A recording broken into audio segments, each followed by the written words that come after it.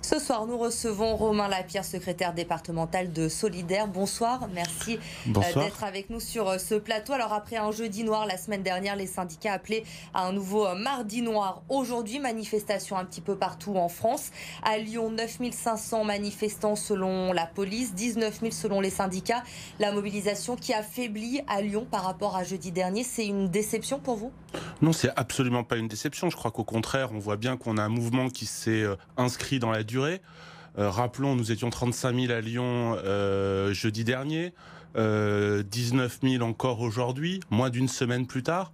On voit au contraire que la mobilisation s'inscrit dans la durée et on va vers un mouvement de plus en plus combatif, avec aussi des reconductions de plus en plus fréquentes, évidemment dans le rail, dans l'éducation, mais on le voit aussi dans quelques autres secteurs. Donc la mobilisation se construit, se poursuit et, j'ai envie de dire, se renforce, au-delà de la question des chiffres de manifestants et de manifestantes. Alors hier, Jean-Paul Delevoye a rencontré les syndicats pour donner justement ses conclusions de ce projet de réforme. Ça ne vous a pas convaincu ce qui a été dit par Jean-Paul Delevoye hier? On n'est absolument pas convaincu par Delevoye.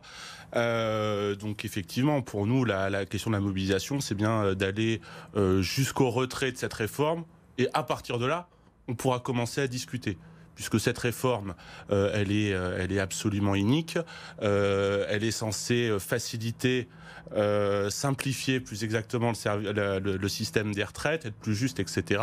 C'est tout l'inverse auquel on assiste. Et c'est pas quelques annonces de dernière minute qui ne font que montrer que le gouvernement sait plus trop où il en est. Alors demain justement, c'est Édouard Philippe qui doit prendre la parole à midi pour donner l'architecture de cette grande réforme. On l'a bien compris, vous n'attendez pas grand-chose de ces annonces du Premier ministre. Pourtant, on le voit depuis plusieurs semaines, le gouvernement fait des concessions sur son projet initial. Il essaye d'aller dans le sens des syndicats.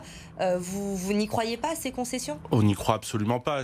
J'insiste, le gouvernement montre plus qu'il est fébrile qu'autre chose.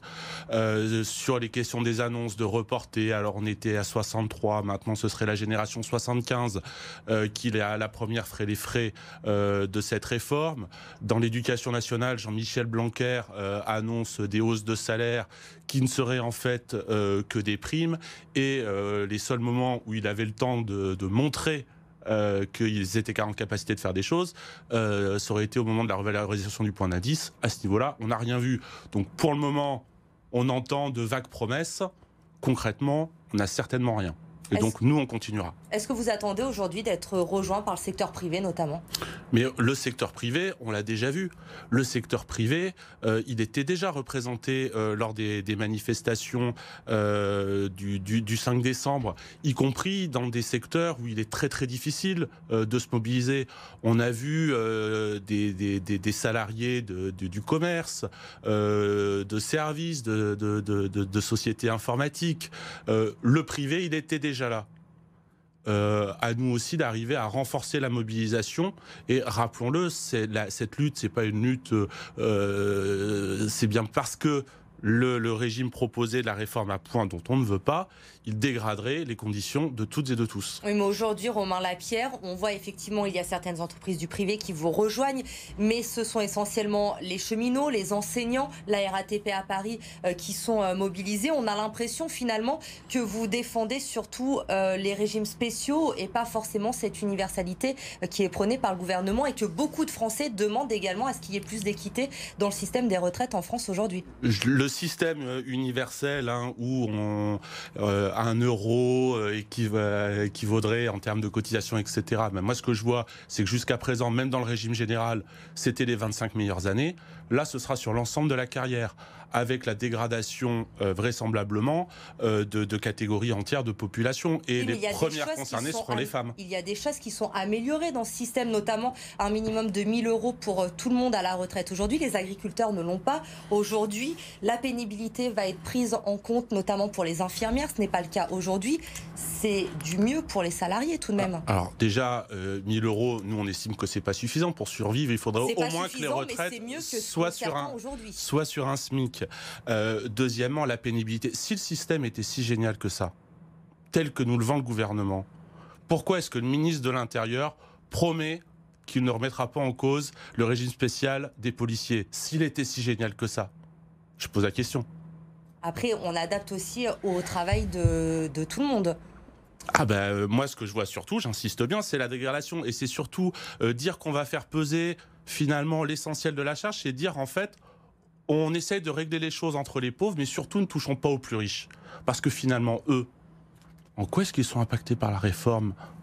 Aucunement, alors même que les écarts de richesse n'ont cessé d'augmenter. Donc de l'argent, y compris pour financer les retraites, il y en a.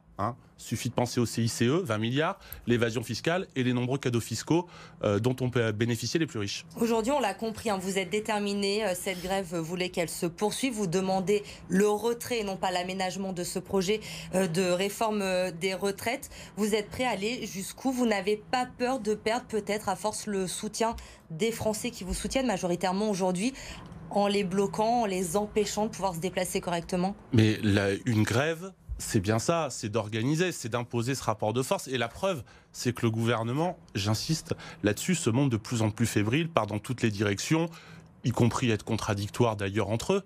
On l'a vu il n'y a pas très longtemps avec la retraite grand-père. Donc ça prouve bien qu'on va dans la bonne direction. La clause du grand-père, pour vous, c'est pas une bonne solution? Mais en tout cas, ce qu'on a vu, c'est que sur la clause du grand-père, c'était surtout des désaccords au sein même du gouvernement. Donc on inventait des choses pour essayer que la mobilisation ne prenne pas. Ça a été un échec patent. Donc aujourd'hui, quoi qu'il se passe, vous maintenez une grève longue jusqu'à ce qu'il y ait ce retrait des retraites? Effectivement, notre objectif, c'est bien le retrait de cette réforme, dont le seul objectif, c'est de reculer l'âge de départ en retraite et de baisser les pensions. Merci beaucoup Romain Lapierre, secrétaire départemental de Solidaires. Donc qui regroupe les syndicats Sud notamment. Merci d'avoir été avec nous.